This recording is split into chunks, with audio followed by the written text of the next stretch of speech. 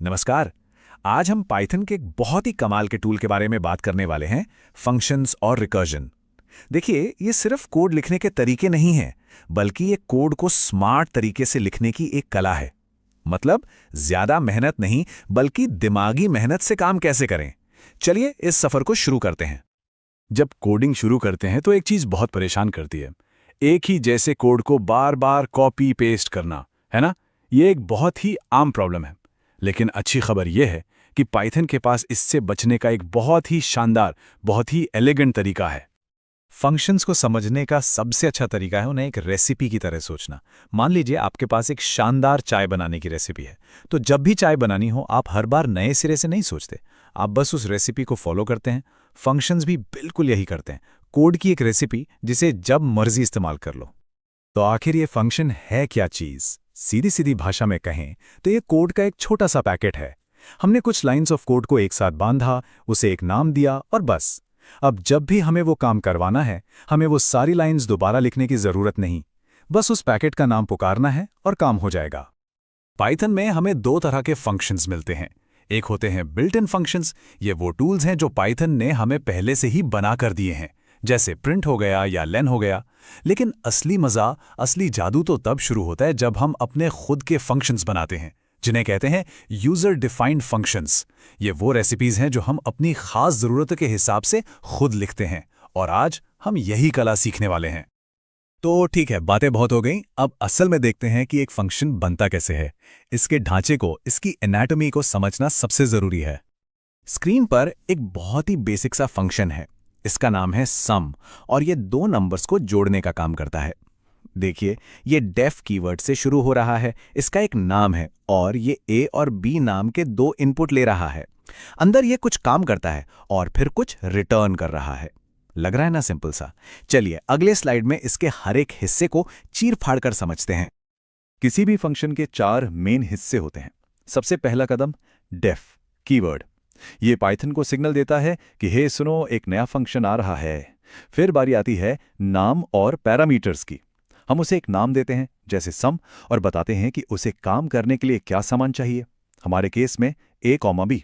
इसके बाद आता है असली काम, वो कोड जो असल में टास्क को पूरा करेगा। और आखिर में सबसे जरूरी रिटर्न स्टेटमेंट। ये फंक्शन से कहता है चलो तुम्हारा काम खत्म, अब जो नतीजा आया है वो मुझे वापस दे दो। ठीक है, तो फंक्शंस का बेसिक तो समझ आ गया, लेकिन अब हम एक ऐसे कॉन्सेप्ट में घुसने वाले हैं जो थोड़ा सा दिमाग घुमा देने वाला है। इसका नाम है रिकर्जन। ये एक ऐसा आइडिया है जिसमें एक फंक्शन खुद को ही कॉल करता है। सुनने में थोड़ा अजीब लगता है ना, लेकिन ये इनक्रेडिबली पावरफुल है। तो रिकर्जन है क्या? सीधी सी बात, एक फंक्शन जो खुद को ही आवाज लगाता है। हाँ, बिल्कुल सही सुना। एक फंक्शन अपने ही कोड के अंदर अपना ही नाम लेके खुद को फिर से चला सकता है।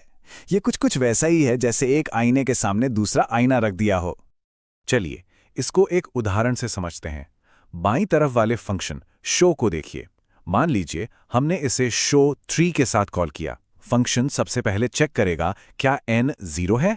जवाब है नहीं, तो वो 3 प्रिंट करेगा और फिर खुद को ही दोबारा कॉल करेगा, लेकिन इस बार show2 के साथ।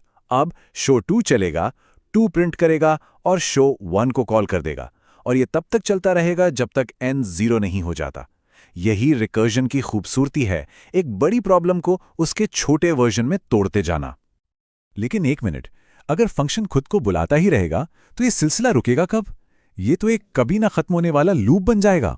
बिल्कुल, और यहीं पे एंट्री होती है रिकर्शन के सबसे बड़े हीरो की, जिसे हम कहते हैं बेस केस। बेस केस वो शर्त है, वो कंडीशन है जो इस लूप को तोड़ती है। इसे एक तरह का एस्केप हैच या इमरजेंसी एग्जिट समझिए। हमारे पिछले उदाहरण में जो इफ n = 0 वाली लाइन थी, वही हमारा बेस केस था। वही वो पॉइंट था जहां फंक्शन ने खुद को कॉल करना बंद कर दिया। अगर ये बेस केस ना हो तो हमारा फंक्शन एक भूल भुलैया में खो जाएगा और आखिर में बूम, प्रोग्राम क्रैश। तो थ्योरी तो बहुत हो गई, अब वक्त है हाथ गंदे करने का, मतलब कीबोर्ड पर उंगलियां चलाने का। चलिए देखते हैं कि ये सब असल दुनिया की प्रॉब्लम्स को सुलझाने में कैसे काम आता है। तो यहां स्क्रीन पर कुछ प्रॉब्लम्स हैं, इन्हें एक चैलेंज की तरह लीजिए। जैसे क्या एक फंक्शन लिखा जा सकता है जो लिस्ट के सारे आइटम्स को एक लाइन में प्रिंट कर दे, या फिर रिकर्शन का इस्तेमाल करके फैक्टोरियल निकालने की कोशिश की जा सकती है। इन प्रॉब्लम्स को सॉल्व करने से ही फंक्शंस और रिकर्शन की असली पावर समझ में आएगी। और आखिर में यही बात हमें रिकर्शन सिखाता है कि कैसे कभी-कभी सबसे मुश्किल, सबसे बड़ी प्रॉब्लम्स का हल एक बहुत ही छोटे, सिंपल और बार-बार दोहराए जाने वाले स्टेप में छिपा होता है। तो मैं आपको इसी सोच के साथ छोड़ता हूं। जरा सोचिए, क्या जिंदगी की बड़ी-बड़ी उलझी हुई मुश्किलों का हल भी किसी एक ऐसे ही छोटे से, बार-बार दोहराए जाने वाले कदम में छिपा हो सकता है? सोचने वाली बात है ना? आशा है कि आपने पाइथन फंक्शंस और रिकर्शन को समझ लिया होगा। यदि कोई दुविधा है तो कमेंट्स में पूछें, मैं जवाब दूंगा। अगले भाग के लिए सब्सक्राइब करें।